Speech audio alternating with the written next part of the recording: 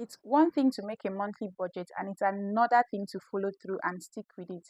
If despite having a monthly budget, you're still struggling with impulse spending or with overspending generally, these tips I'm going to share will certainly help you to stop it. Some days ago, I had a conversation about impulse spending with one of my followers on Instagram. This conversation was very familiar to me because this is something I have experienced personally, and it appears to be a common challenge, with most of the people that I've had these one on one budget sessions with. So, this person talked to me about their struggle with spending so much on food. From how they described it, bulk of their monthly spending can be narrowed down to food. And to this person, this is like a problem, right? So, as a foodie myself, I totally relate. Even if you are not a foodie, you may relate to this in the sense that you are guilty of overspending in other areas, such as buying data for your phone so that you can always stay connected to the internet.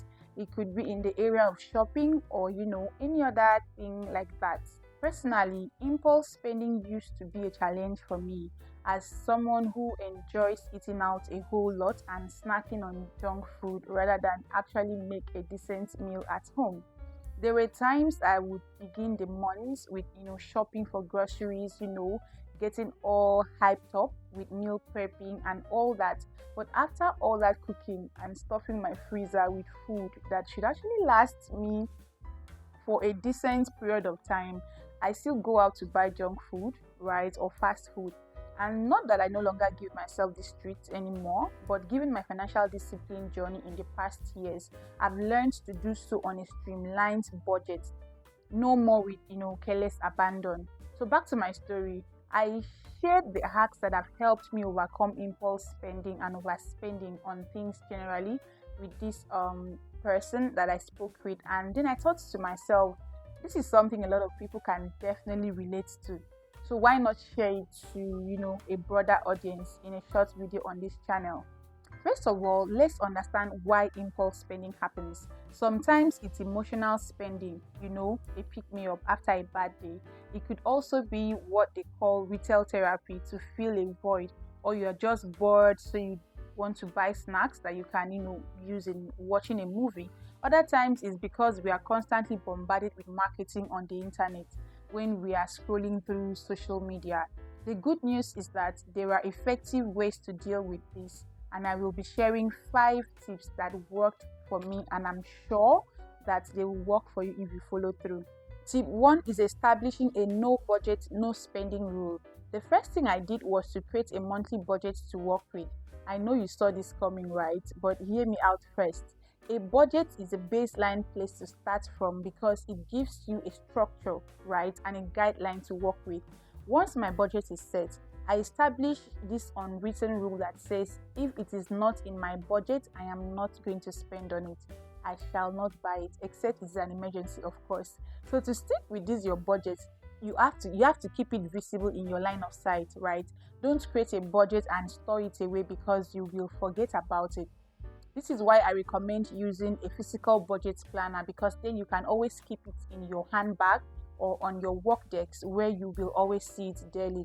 Even if you are using a spreadsheet for your monthly budget, you should upload it to your cloud storage like OneDrive, Dropbox, or Google Drive so that you are always able to access it even on your smartphone, anywhere, wherever, anytime, as long as you have internet access. In your monthly budget, allocate money for all the things that you want to spend on. If you are using the 50-30-20 budgeting method, this means that you will set different amounts of money to cover your needs, such as food, utilities, rent, and also your wants, which are all the fun stuff like eating out, shopping, and not forgetting your savings. So if you notice, I didn't say, oh, budget only for the important stuff. No, body no be firewood, I know. So I encourage you to budget for the fun stuff that gives you joy instead of just spending on them randomly. Tip 2 is monitoring and logging our daily expenses. A budget will only keep you grounded to the extent that you monitor your actual daily spending versus the amount that you budgeted to spend. On our Moolah budget spreadsheet, for instance, after setting budget amount for different categories of expenses. As we log every item we spend on daily with a specific amount that we used, the template will automatically run some calculations, right? And let us see how much we have left to spend for each budget category in that month. Now, this is why you need to keep your budget template where you can access it daily, because it is to serve as a reminder to you when your funds are running low. Let's say you budget 120k for feeding, and by the second week of the new month you realize you've already spent 85,000 naira, which is already 70% of your feeding budget gone. Seeing this data on your budget template would sound a warning to you, right, that you are running low on funds for feeding and you need to slow down, put on your brakes. Tip 3 is imposing a waiting period. Have you ever seen something and you thought to yourself, oh, I must have this, or this is a limited time offer, so I have to jump on it as it is hot? Yeah, I've been there and I've done that. Just like the first rule of not spending without a budget, you need to set another rule to wait for at least 48 hours before making a significant purchase. Now, it's really up to you to define what significant means. It could be any purchase above 10k or 20k, 50k, whatever you are comfortable with. Instead of paying for that thing immediately, add the item to your wish list, or better yet, write it down and leave it there for like 48 hours or more. If you still crave that thing after the waiting period, then maybe it's a real need, but chances are the impulse will fade and you end up saving money, or even save yourself from regretting that purchase later. Tip 4 is separating our monies and keeping our living expense in a separate account. Something that has really helped us build spending discipline is grouping and separating our monies into different accounts. What this simply means is that if you are saving money monthly for your house rent, for instance, you should not keep that money in the same account where you keep your daily expense money for things like feeding, transportation, and all of that. Keep it in a separate account to avoid the temptation to spend that money. Everything should not just be jumbled in together in a way that you can't tell which money belongs to what or what was meant for what. I actually made a video explaining how you can use cash envelopes to achieve this. I'm going to drop the link in the description of this video. Tip 5 is setting up systems to help us stay away from temptation. You know the saying that says out of sight is out of mind.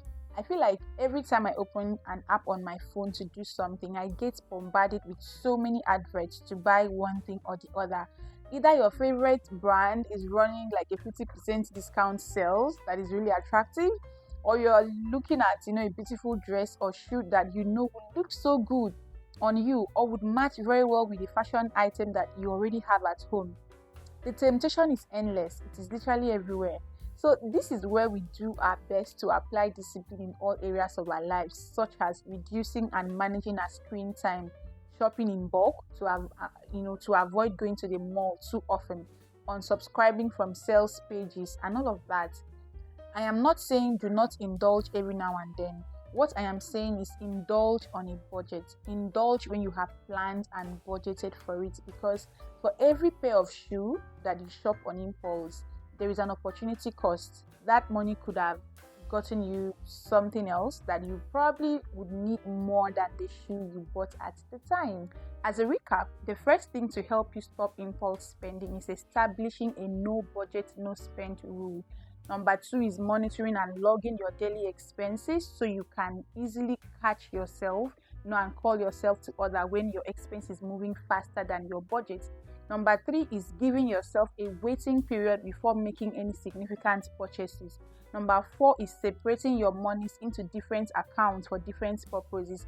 And lastly, removing yourself from every tempting situation that will make you spend more than you actually would like to spend. If this video is helpful to you, do well to please subscribe, like this video, and also share it with your friends and your family so they can also benefit from it. It will also help the YouTube algorithm to push this video to people that will find it very relevant. See you in my next video. Bye.